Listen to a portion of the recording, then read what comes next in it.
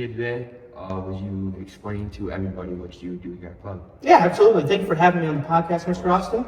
I'm a youth development mentor here at the Boys and Girls Club of Alpena, and the program and areas that I like to specialize in is educational and technology. And I also started a martial arts program here at the club as well.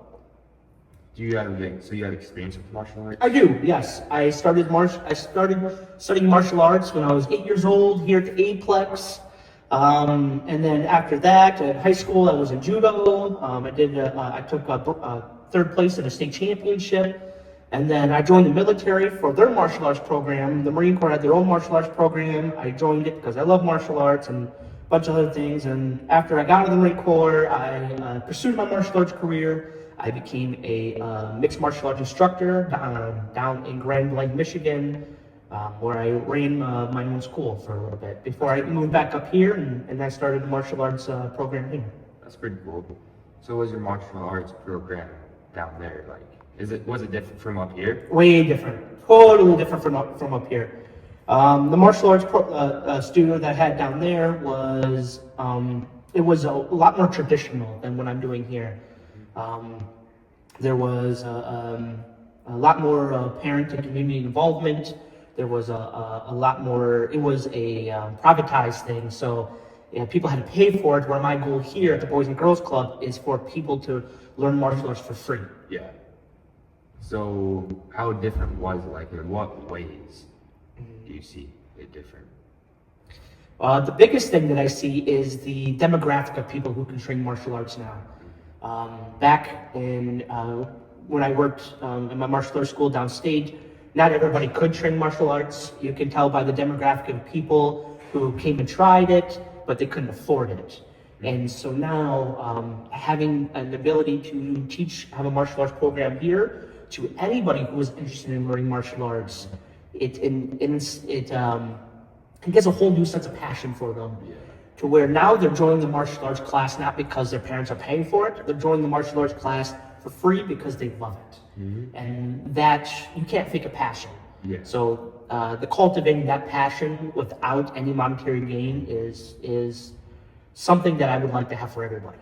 So you obviously had goals for martial arts class down there, right? Yes. And you also have different goals for up here, right? Yes. So what are the biggest differences between the two? That's an excellent question, Mr. Austin.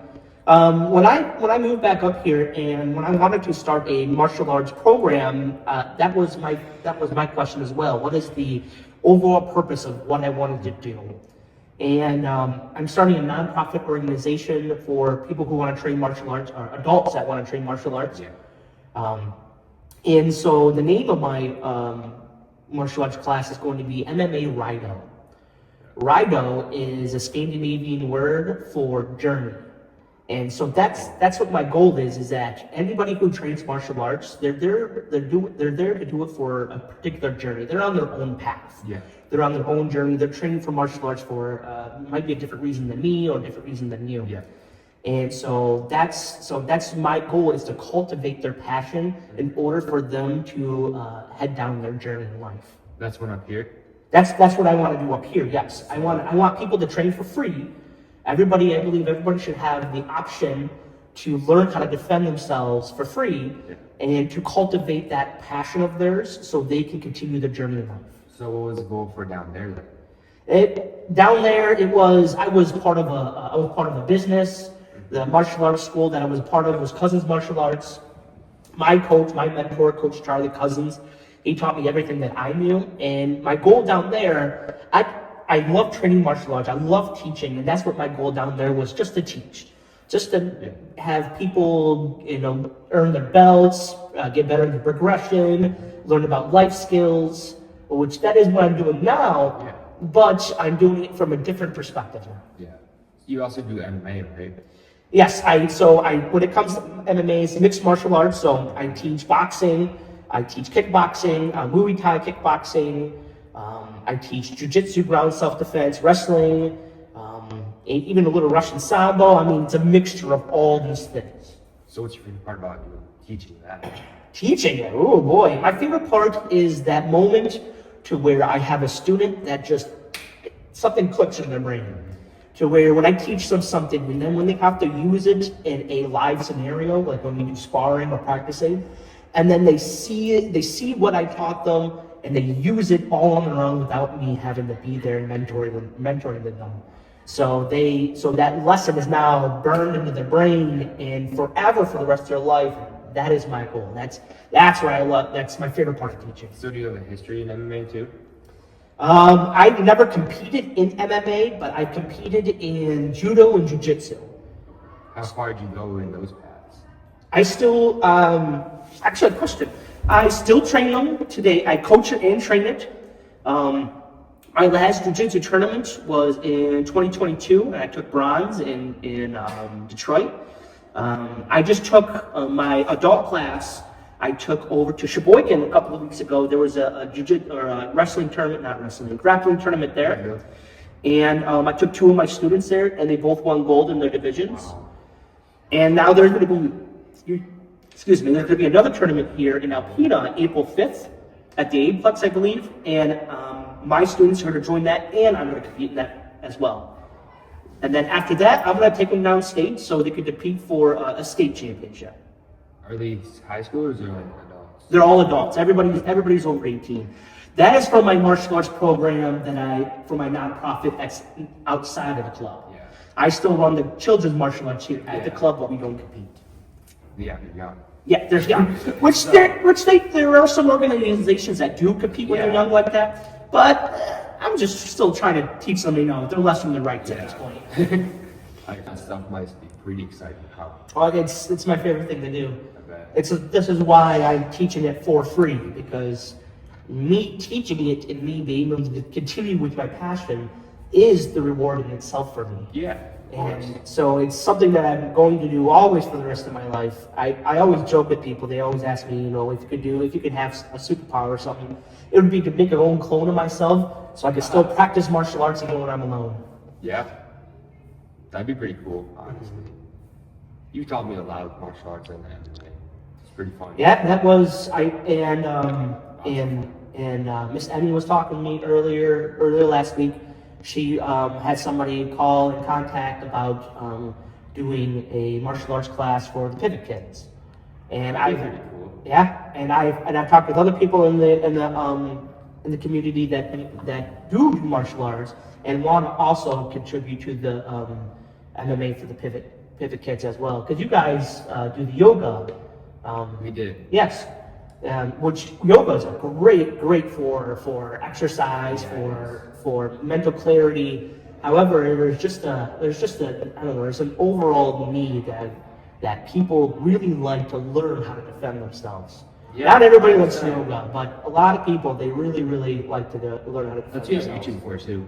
What's that? That's also what you have YouTube for. Yeah, yes. So There was a time there was a concert happening in Alpena. You know where Noise and Toys are, that little alleyway?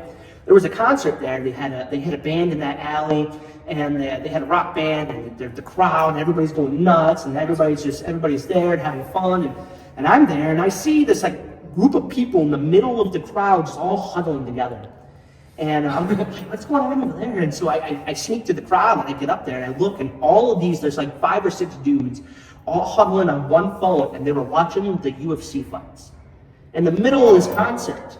And in my head, I'm thinking like the need for people to either practice it, to train it, to even watch martial arts is so strong that they would even do it in the middle of a concert. I'm with you. I love UFC. Yes. I love MMA, all that stuff. It's entertaining and just takes your mind off stuff. It does, absolutely. I mean, if you're going to work out, you might as well do something fun with it. Oh, yeah, 100%. There's some fighters out there still that are just like, oh my god, they can actually fight. Mm-hmm. So, pretty exciting though. Yep. Do you ever plan on going to UFC when you were younger? No, I never planned on going to the UFC when I was younger. When I turned 18, I enlisted into the United States Marine Corps, and so I went into the military, and that's where I first fell in love with jiu-jitsu and everything. But after I got out and started continuing my martial arts journey, I never really wanted to compete all that much. I wanted to teach. Teach? Yes. If I could define myself with one word, it would be an educator. I just have a passion of taking a topic and finding the best way to fit that topic in order for somebody to understand. So then what motivated you to teach instead of going and fighting? It was funny as it is, happened to be a personality test. Really? Yes, this is why I preach to every kid at the Boys and Girls Club to find out who you are. Find out who you are, because if you find out who you are, you'll always know what to do in life. Yeah. And when I got out of the military, I still loved martial arts, but I didn't know what I wanted to do, and so I was taking prerequisites to become a paramedic. With my military training and stuff, I just thought that would be a good fit, and I could help people. And then at that time in my life, I didn't really know who I was. I got out of the military, and there was just a lot of just craziness and friction, and so I took a personality test, and this one hit me harder than other ones. It really broke down that I like to teach, I like to counsel, I like to talk to people and to help them out and be an advocate for them, and so. That's fair. Yeah, and right then and there, it was just like, wow, really? Yeah, that's it. And then it all flashed back. Oh, this is what I want to do now. I thought I wanted to do that, but then I'm like, oh, I will get past this. I'm gonna do that. Exactly, and so I completely flipped my plan. I did all my prerequisites to go into a teaching program in Saginaw Valley State University. I went down there. I took adolescent psychology. I was getting all my teaching stuff. And that's when I found out that there was an opening for a martial arts instructor. And so I took that job, and that just exploded. I learned more I learned more about teaching as being a martial arts instructor than I ever did in college. I know that sounds terrible to say, but I did. I mean, then what exactly brought you here to the Boys and Girls Club? So the reason why I moved back up from downstate up to here was my family farm. My mom has a family farm. It was built in the 1800s. It's been our family for a long time. She rented out to some people who weren't taking care of it very well. We were going to lose the farm, and so I decided to move back up here in order to save the farm, take it over, which I did. I'm repairing it now. Yeah. But I still work in martial arts and teaching children downstate. I still wanted to be. I knew that I was good at it, and I knew that that's what my passion was. So I applied for the Boys and Girls Club, and they were smart or dumb enough to let me start a martial arts program here. That sounds like fun, honestly. Mm-hmm. So when you found out there was an opening where you could apply here? Yes. Was it always your intention to start the martial arts program? Always.